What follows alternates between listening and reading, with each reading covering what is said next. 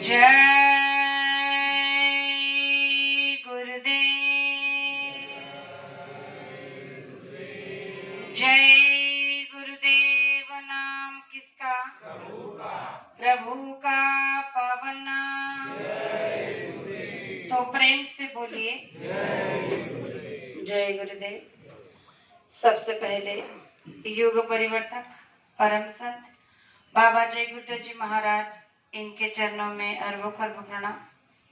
ईश्वर भगवान और उनकी दृश्य शक्तियों को भी कोटि कोटि प्रणाम। आदरणीय अन्ना जी और दादाजी, इनको भी मेरा प्रेम पूर्वक जय गुरुदेव। साथ ही साथ यहाँ पर उपस्थित बुद्धगांव ग्रामस्थ माता पिता भाई बहनों को और दूर दराज से आए हुए सभी माता पिता भाई बहनों को बड़े प्रेम के साथ जय गुरुदेव। सत्संग का निमित्त पता चल चुका है कि आज का सत्संग क्यों रखा है। हर साल की तरह ये कोजागिरी पूर्णिमा हम सब प्रेमी यहाँ मनाते हैं और बुद्धगांव संगत का ये बहुत बड़ा परम सौभाग्य है कि बाबा जय गुरुदेव जी महाराज ने ये जो शरद पूर्णिमा मनाने का अवसर सभी संगतों को दिया था, तो उनमें से ये एक संगत भी बड़ी परम सौभाग्यशाली है कि उन्होंने इस मौके का पूरा लाभ उठाया है।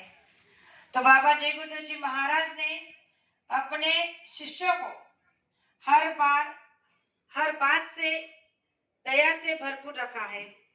कोई ऐसी बात नहीं जो गुरु की दया से हम वंचित रह जाए, लेकिन उसे लेना ना लेना अपने आप पर निर्भर करता है कि हमें गुरु महाराज की बातों को कितना सुनना है, उन पर कितना अमल करना है और अमल कर कर अपने जीवन में कितना परिवर्तन लाना है।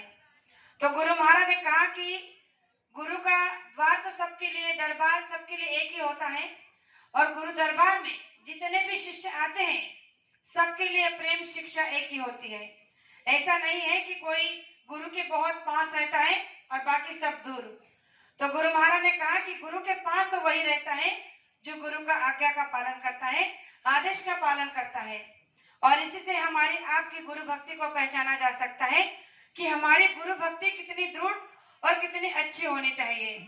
तो गुरु महाराज ने कहा कि इस कलयुग में अगर आप गुरु को पाना चाहते हो तो गुरु आदेश के पालन में रहो। जो आपको कहा गया है उतना ही करो।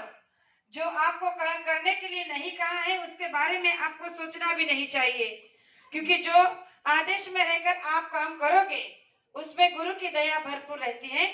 तो गुरु महाराज ने कहा कि आज के इस वर्तमान समय में, इस घोर कलयुग में गुरु आदेश का पालन ही सच्ची गुरु भक्ति कहलाती है।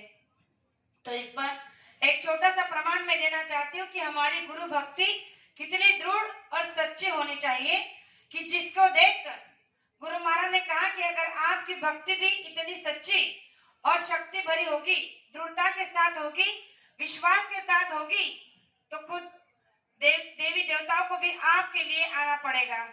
तो इस पर एक छोटा सा प्रमाण मैं आपको बताना चाहती हूँ कहानी के तौर पर कि सहजोबाई नाम कर एक संत हमारी गुरु बहन थी जो बड़ी ही परम भक्त थी। अपने गुरु के लिए हमेशा आदेश का पालन में रहती थी और बड़े ही समर्पित प्रेमी थी। दिन रात उसका केवल एक ही काम था, ध्यान भजन सुमिरन करना और जो संसार का समय मिला है उसमें संसार करना। लेकिन इन संसार में उसने अपना समय ज्यादा ना देते हुए अपना सारा जीवन उसने अपने गुरु के जीवन में, अपने गुरु के लिए व्यतीत कर दिया। तो उसकी भक्ति बड़ी ही दृढ़ बन गई। तो एक दिन वो अपने गुरु का इंतजार करते हुए अपने घर के आंगन में खड़ी थी, दरवाजे पर। तो उस भक्ति को देखकर, उसकी श्रद्धा को देखकर विष्णु भगवान भी पिघल गए, प्रसन्न हो गए। सोचने लगे कि आज जाकर सहजों की परीक्षा ले लेता हूँ, क्या सच में इसके अंदर अपने गुरु के प्रति सच्चा दृढ़ विश्वास है, क्या ये सच में अपने गुरु के लिए इतने ही परम भक्त है। तो भगवान ने उसके घर जाकर उसे दर्शन दिया। जब सहजो आंगन में खड़ी थी तो भगवान एकदम से प्रकट हुए, तो उसने उन्हें प्रणाम किया और वैसे ही खड़ी रही। तो भगवान ने कहा कि सहजो, क्या तुम मुझे देखकर खुश नहीं हुई? तुम्हें हर्ष नहीं हुआ? मैं तो तुम्हारी भक्ति से प्रसन्न हो गया हूँ, लेकिन तुम्हें देखकर मुझे लगता है कि तुम्हें मुझे देखकर जरा भी आनंद नहीं हुआ है। तो सहजोबाई ने कहा कि ऐसी बात नहीं है, आप तो बड़े कृपालु हैं, आपने मुझे दर्शन देकर तो धन्य किया है, लेकिन मुझे माफ करना, मैंने आपके दर्शन की अभिलाषा नहीं की थी। आपका दर्शन मुझे हो जाए इसके लिए मैंने कामना की नहीं थी, इसलिए मुझे आपके आने का कोई खुशी और कोई गम नहीं। सहजों की इस बात को सुनकर भगवान बड़े खिन्न हो गए। कहने लगे कि अरे, मैं खुद चलकर तेरे पास आया हूँ, तुझे दर्शन दे रहा हूँ, और तू बता रही है कि तुझे कोई खुशी नहीं हुई, तूने मुझे बुलाया नहीं। तो चलो ठीक है, कोई बात नहीं, अब मैं आ ही गया हूँ, तो क्या मुझे अपने घर के अंदर नहीं लोगी? तो सहजों ने कहा कि घर के अंदर तो लूंगी, लेकिन मेरी एक समस्या है। कहने लगी कि मेरे घर के अंदर में केवल एक ही आसन है, और वो मेरे संत सदगुरु का है, और इसीलिए अगर आप मेरे घर के अंदर आकर जमीन पर यानी भूमि पर बैठ सकते हो, अपना आसन भूमि पर लगा सकते हो, तो मुझे कोई आपत्ति नहीं, क्योंकि मेरे घर में केवल एक ही आसन है, और वो मेरे संत सदगुरु के लिए है। तो भगवान ने कहा कि कोई बात नहीं। जब सहजों के साथ भगवान ने घर के अंदर प्रवेश किया, तो उन्होंने देखा कि उसकी कुटिया में सचमुच में एक ही आसन बना था, और वो आसन उसके गुरु का था। तो भगवान ने नीचे जमीन पर बैठ गए। कहने लगा कि ठीक है, नीचे जमीन पर ही सही, लेकिन तुमने मुझे घर के अंदर बुलाकर अब मेरा आतिथ्य तो किया। तो सहजों ने कहा कि ये मेरा परम सौभाग्य है कि आप मेरे घर पर आए हो। अब वो खड़ी है, तो भगवान ने उससे कहा कि देखो, मुझे पता है कि तुम कुछ नहीं मांगोगी, लेकिन मेरा एक गुण है कि मैं दान करता हूँ, दान में किसी को भी कुछ भी दे देता हूँ।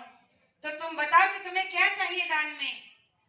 तो सहजों ने कहा कि मेरी कोई कामना नहीं है, मुझे आपसे दान में कुछ नहीं चाहिए, क्योंकि मैंने आपसे दान में मांगने की कामना की नहीं, तो मैं आपसे क्या मांगू?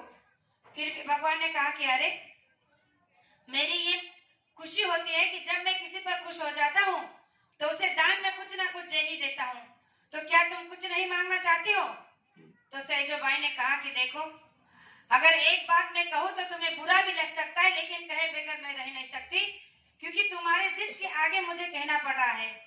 आपने कहा कि आप दान में मुझे कुछ भी दे सकते हो अगर मैं कुछ मांगू। तो उसने कहा कि मेरा दाता ही इतना बड़ा दयालु है कि अगर मैं चाहती तो तुम्हें दान में मेरी झोली में कब के उठा कर डाल देता, लेकिन मुझे तुम्हें मांगने की या तुमसे दान लेने की कामना है ही नहीं, तो मैं तुमसे क्यों कामना रखूं कि मुझे कुछ चाहिए? सहजो बाई के इस उत्तर से भगवान भी बहुत खिन्न हो गए। तो उसने कहा कि अब आप बताओ कि आप दानी बड़े हो या मेरे दाता बड़े हो? तो भगवान ने कहा कि देखो, आज तक संसार में मैंने जिसने जो भी मांगा उसे दिया है, एक पहले ऐसे तुम शिष्य हो जिससे मैं प्रसन्न होकर देना चाहता हूँ, लेकिन तुम लेना नहीं चाहते हो।